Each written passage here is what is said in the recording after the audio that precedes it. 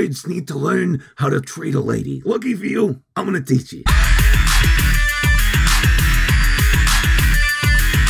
VTuber Boob Inspector, please show me your boobs. And then this guy just tags me and says, ahem, what, motherfucker? Is that your move? Is that how you try to hook 'em? No wonder you're knocking around Twitter at 7 p.m. on a Friday night. Your game is atrocious. You know, stuff like this just highlights the problems with our school system. We don't teach these goofball kids the real skills they're gonna need when they get out there in the world. We teach them sex ed, and it's all so clinical and detached. Here's the wiener, here's the snooter, insert tab A into slot B, you do the horizontal Fortnite dance, and bada bing, she's pregnant and your life is ruined. What kind of education is that? Oh, see, what we need is romance ed. You nerds need to learn how to treat a lady. Lucky for you, I'm gonna teach you. So let's say we're at a bar. You look across the room and you see me, Tonkatsu Sinclair, with my beautiful eyes, my lustrous black hair, and my impeccable figure. And you think to yourself, I want to see her naked. Who wouldn't, right? You don't just walk up to me and say, ahem, show me your tits. No, dipshit, you gotta be suave. You gotta saunter up and be like,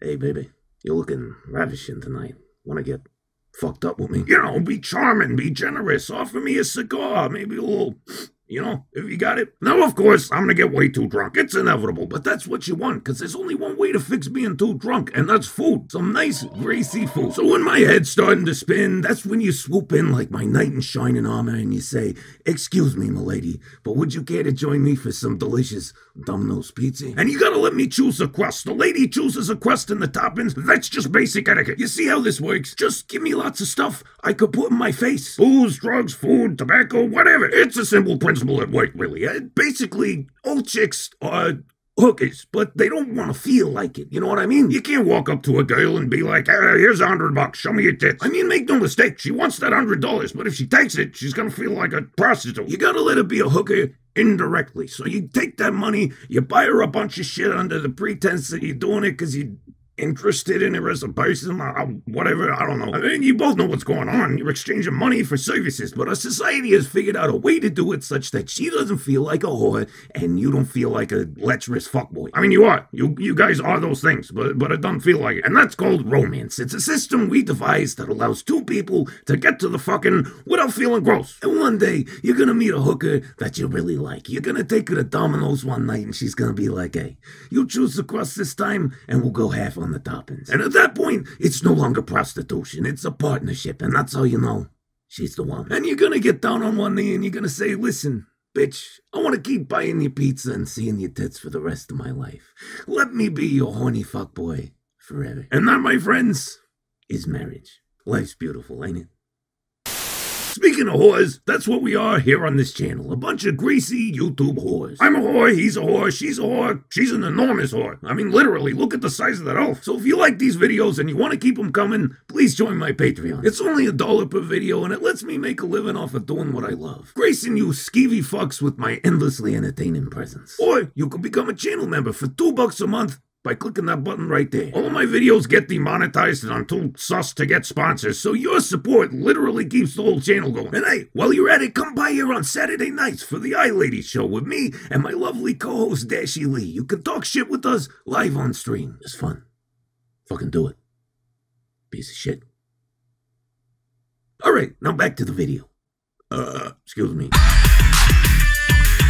What makes short stack Gobbo GF so attractive and sought after? I believe the main reason is that short stacks are a great value. You get all the tits and ass of a normal sized waifu in one convenient space saving package. This gives them a lot of advantages over normal waifus, like portability. Doesn't it suck when you're flying somewhere and you gotta buy an extra ticket for your waifu? With goblins, you ain't got it. You could just put her in one of those little wheelie luggage bags with some cookies or something and stick her in the overhead. You save so much money. Also, they're easy to handle. You know, if she's like following you around, nagging at you, you can just pick her up and put her on top of the fridge, or stick her between the couch cushions and then go have a beer or whatever. And when it comes time for bedroom activities, you can save a lot of effort. Forget all that thrusting, just pick her up like a fleshlight and just easy, efficient, enjoyable. What if I know that you know that you know that I know, but you also knew that I know that you know that you know that I know, and that I know you know that I know?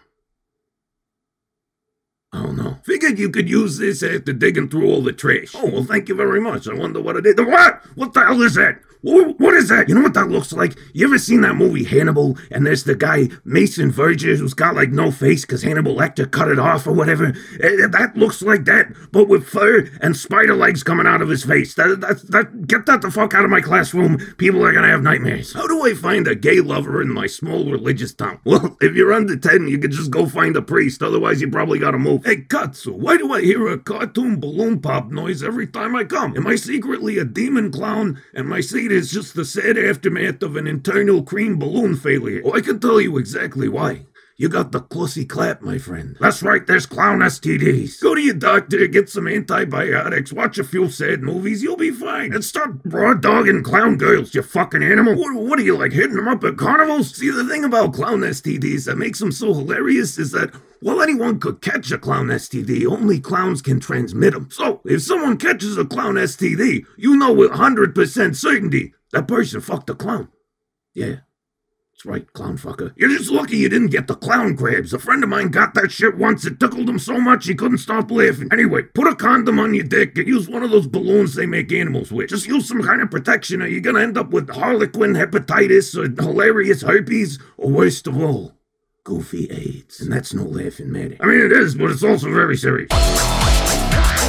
What's the point of starting arguments about fetishes that are mostly considered gross or seem ethically wrong, like feet or lollies, when you can very well have your own fetish that others see as gross or ethically wrong? I don't start arguments about people's fetishes. I make jokes about them. A joke is only an argument if you can't take the joke. As for my fetishes, I'm very open about it. I like anime girls, stuck in walls, mouth nipples, and the occasional foot or penis fencing match. Although that's more of a sport, but whatever. See, you think I'm making fun of people's fetishes, not realizing that it would hurt my feelings if someone mocked mine, and that your comment was gonna make me go, oh yeah, I never thought of it that way. How would I feel? Surprise, motherfucker, you're wrong. I expect to be mocked, and so should anyone else goofy enough to publicly broadcast the stuff they masturbate to. I'm not delusional enough to believe I could talk a bunch of shit and not get any back. Anyway, I encourage all of you to mock my kinks too, because fetishes are weird and stupid, and they're some of the greatest joke fodder in the world. And if someone makes a joke about your fetish, and it hurts your feelings, and you get all bent out of shape, try not being a pussy. Everyone on Twitter wants it to be illegal to hurt their feelings, but before you go telling other people that they can't say this and this and that, try not being a pussy. As it turns out, not being a pussy is the fastest, most efficient way to alleviate hurt feelings. It's way more reliable than trying to get an entire society of people to stop doing something. And the best part is you can do it all by yourself. Zero outside involvement necessary, and it's free. What's not to love? I've always had close relationships with people I meet on the internet because I have time to think before I speak and type. My parents say they're not real friends. Are online friends actually real friends? Alright, let's do the math. You're in your 30s, I am too. I mean, sort of. Anime girls never really turn 30. We just keep turning 29 until we turn 60. We're either smoking hot or Obachan. But I digress. So if we're about the same age, our parents are probably the same age. Let's just say mid to late 60s. That generation is not technologically literate. One time, I asked my mom if her tablet had internet access, and she said no. It just has YouTube and Facebook. Of course our parents say internet friends aren't real. They barely know what the internet is. They just use it by accident sometimes. But for us, it's our generation's culture. We live our lives through it. It is real life. Our parents don't live here. They never had any online friends. It's new. They haven't experienced it, so they dismiss it. My parents always told me that YouTube wasn't a real job. Well, surprise, motherfucker, it is. You don't know shit. You know, when rock and roll got popular, all the old people said, that's not real music. Same with metal, punk rock, hip-hop, electronic, you name it. Every generation creates its own culture, and every previous generation insists that that culture is somehow illegitimate. It's an endless cycle. 30 years from now, we'll be doing it to our kids. Oh, you'll be doing it to your kids. I'll be dead from alcohol poisoning. Anyway, online friends are absolutely real friends. Your parents' opinion on this matter isn't right or wrong. It's irrelevant. If I review a movie I never watched, are you gonna listen to my opinion? No. So why are you listening to your parents' take on your internet friends? Now here's how you checkmate them in this argument. When you talk about online friends, they hear the word internet and they immediately shut down. Don't lead with that. You gotta put the concept in terms their generation will understand. Ask them this. Are long-distance relationships real relationships? Lots of people are in long-distance relationships, and it's a practice that's been around since their time. Tell them it's exactly like that. A long-distance relationship, but you're just friends. A long-distance friendship. Assuming they accept the premise that long-distance relationships are real relationships, they gotta accept that your internet friends are real friends. If they try to say that none of it's real, well, tell them they're being judgmental assholes, because at that point they are. Why do they call it oven when you in the cold food, out hot eat the food. Yes, hello, 911. I need an ambulance. Someone's having a stroke. Yeah, I'm on Twitter. Twitter. No, there's no cross street. I mean the website. I live inside the internet. Oh, well, that sucks. Could you maybe try filming the ambulance on your phone and then at me with the video? I think that might work. Hello? Hello? He didn't want to do that. Is a coffee machine a maid if it's wearing a maid outfit? No, it's still a coffee machine. If it was a maid, you wouldn't be able to turn it on. But I'm sorry, that was mean. I don't even know you. Anyway, good night, folks. God damn it, I should have made a joke about grinding, too. Hey, whoa. Aren't you forgetting something? You think you can just watch my video and then leave? No.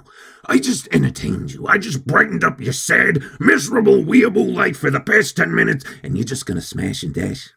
I don't think so. You owe me, motherfucker. Hit the like button and subscribe to the goddamn channel. It's the least you can do to thank me for the incredible gift that I just gave you. Yeah, you have to hit the bell. Of course you do. It's not optional. Why do you think your girlfriend always looks so bored? It's because you don't hit the bell. Wait, what are you doing? Wait, why are you clicking there? Do you even know where the bell is? Jesus Christ, I gotta teach you guys everything. All right, see, here's the subscribe button. You all know where that is. And right on top here is the bell. So while you're smashing that subscribe button, just make sure you play with the bell a little bit. Yeah. Like that. That's nice. I gotta go.